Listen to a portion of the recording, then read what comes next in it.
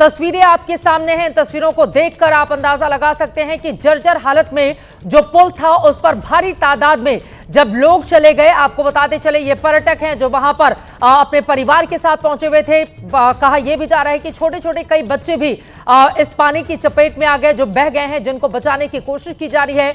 ये अलग अलग 3 तस्वीरें इस वक्त आप देख रहे हैं। तीनों तस्वीरों के जरिए आप समझ सकते हैं कि कितना बड़ा यह हादसा हुआ है।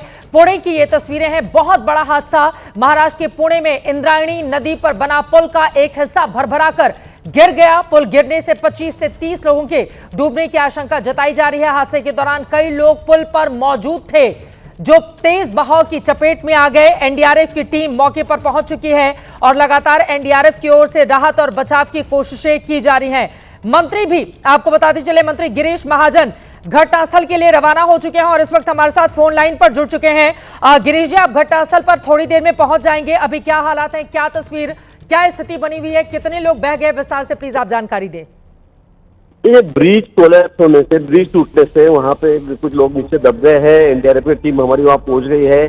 2 टीम एनडीआरएफ की वहाँ पहुंच गई है और पुलिस पूरी वहाँ पर अलर्ट है। एम्बुलेंस वहाँ पर पहुंच गई है, डॉक्टर्स है, वॉलंटियर्स, कार्यकर्ता बहुत सारे वहाँ पर, वहाँ के विधायक वहाँ पर है। पूरी हमारी कोशिश चल रही है कि जो जितना भी मतलब लोगों को बचा सके, ये हमारी कोशिश वहाँ पर चल रही है। लेकिन अभी जो संख्या मुझे अभी जो जानकारी मिली है, 2 लोगों की कैजुअलिटी मतलब डेथ हो गई है और कुछ बाकी लोग ऐसे हैं जो उसमें पानी में गिरते ही पानी का बहाव ज्यादा है, क्योंकि 2 दिन से लगातार बारिश हो रही है तो थोड़ी कुछ आशंका है, कुछ लोग उसमें बह गए हैं। तो उनको भी हम लोग ढूंढ रहे हैं। एनडीआरएफ की टीम हमारी पूरी ढूंढ रही है, उनको ढूंढ रही है। पूरे जो आसपास के सभी जो गांव के लोग हैं, हमारे कार्यकर्ता है, वर्कर्स है, सोशल वर्कर है, वो भी इसी काम में लगे हुए हैं, पुलिस भी लगी हुई है। गिरीश महाजन जी, कुल कितने लोगों के बहने की आशंका जताई जा रही है? अभी आज तो 40-50 लोग ब्रिज के ऊपर थे और ब्रिज टूट गया, तो इसमें से अभी कितने बह गए ये बताना मुश्किल है क्योंकि संख्या हमारे पास पूरी नहीं है। लेकिन मैं भी 1-1.5 घंटे में मैं वहां पर पहुंचूंगा स्पॉट पे, उसके बाद में मैं बता पाऊंगा कि क्या हुआ है, कैसे हुआ ये हादसा, कितने लोग बह गए। अभी पूरी जानकारी मेरे पास नहीं है, इसलिए संख्या बताना मैं ठीक नहीं समझूंगा। लेकिन थोड़ी देर में हमारे पास ये संख्या भी आ जाएगी। लेकिन उनको ढूंढने की पूरी कोशिश हमारी एनडीआरएफ की टीम वहां पर कर रही है, पुलिस यंत्रणा कर रही है। पानी का बहाव बहुत तेज है, ऐसे में किस तरह की चुनौती आप देख रहे हैं एनडीआरएफ की टीम के सामने? चुनौती तो है क्योंकि पानी का बहाव बहुत ज्यादा है। बारिश लगातार 2 दिन से चल रही थी और इसलिए बाढ़ भी बहुत नदी में आई है। पानी का फ्लड बहुत बड़ा है, उसमें फ्लो अच्छा है, तो इसलिए चुनौती तो है। लेकिन हमारी पूरी कोशिश चल रही है कि उन लोगों को ढूंढ के निकालें।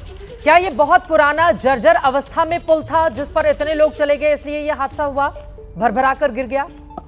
अब ये जानकारी भी मेरे पास नहीं है, लेकिन पुराना ब्रिज था ऐसे कहा जा रहा है। कुछ लोग भी वहां से बता रहे हैं और ज्यादा लोग उस पर खड़े होने के लिए, क्योंकि अभी तो आजकल बारिश होने से पूरा वाटरफॉल है, ये तो ऐसे पर्यटन के लिए जगह जानी जाती है, तो इसलिए उसमें लोग ज्यादा भी खड़े हो गए। गाड़ी भी मोटरसाइकिल भी आ जा रही थी, तो इसलिए ये ब्रिज टूट गया ऐसे कहते हैं। लेकिन वहां जाने के बाद ही मुझे पूरी मालूमात मुझे होगी।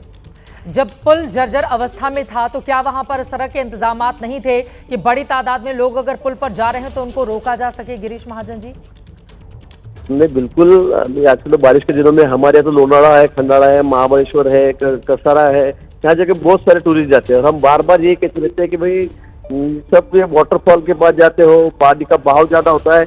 लास्ट टाइम भी नदी में तब बाढ़ आ गई थी, लोग बीच में फंस गए थे, कुछ बह भी गए थे। लोगों ने मतलब प्रशासन की तरफ से तो अब तक पूरा अलर्ट है, पूरी पुलिस यंत्रणा वहाँ पे रहती है, हमारे गार्ड्स वहाँ पे रहते हैं।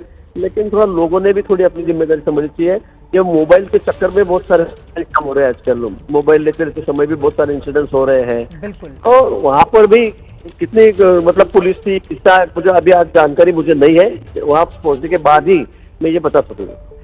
यकीनन आपने बिल्कुल सही बात भी कही है कि कई बार अचानक से तेज बहाव देखकर लोग एक्साइटमेंट में आकर भी ये जानते हुए भी कि वहां पर ज्यादा भीड़ है, उस पर चलना या जाना खतरनाक हो सकता है, लेकिन वहां पर लोग चले जाते हैं। लेकिन स्थानीय स्तर पर भी एक तैयारी होती है, वहां पर भी एक इंतजामात होते हैं लोगों को रोकने के लिए, समझाने बुझाने के लिए। उसकी यहाँ पर असं कोणी वाहून गेलं माहित नाही का, अजून ते लक्षात येत नाहीये, पण खाली पाणी आहे का?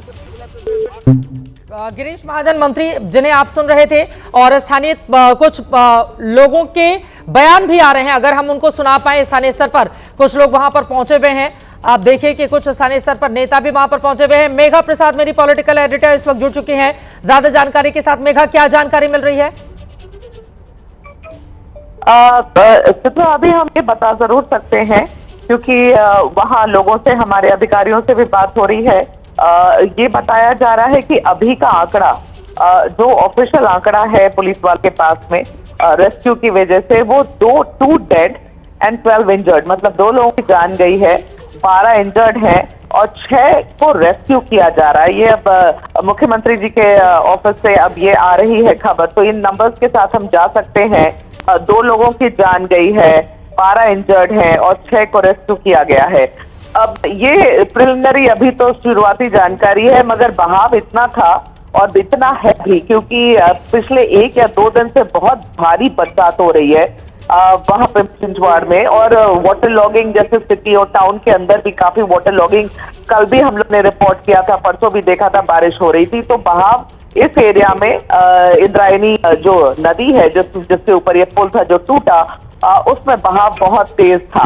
एनडीआरएफ अभी पहुंच चुकी है वहां जमीन पर, एनडीआरएफ स्पॉट पर है, तो वो विजुअल्स तो हम देख ही सकते, एनडीआरएफ रेस्क्यू कर रही है।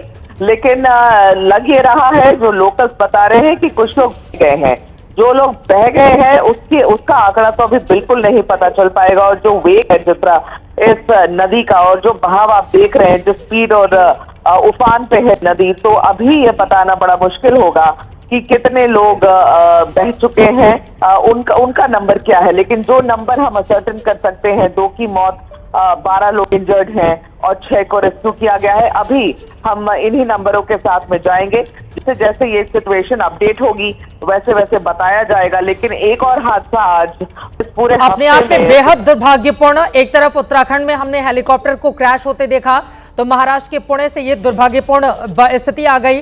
उत्तर प्रदेश में लगातार बिजली कड़कने और गिर जाने की वजह से कई लोगों की जान जाने की खबर सामने आ रही है। देश का कोई भी हिस्सा ऐसा नहीं लग रहा है कि मौजूदा वक्त में जहां पर हादसे नहीं हो रहे हो, इसको रोका कैसे जाए, ये अपने आप में बड़ी चुनौती इस वक्त बना हुआ है।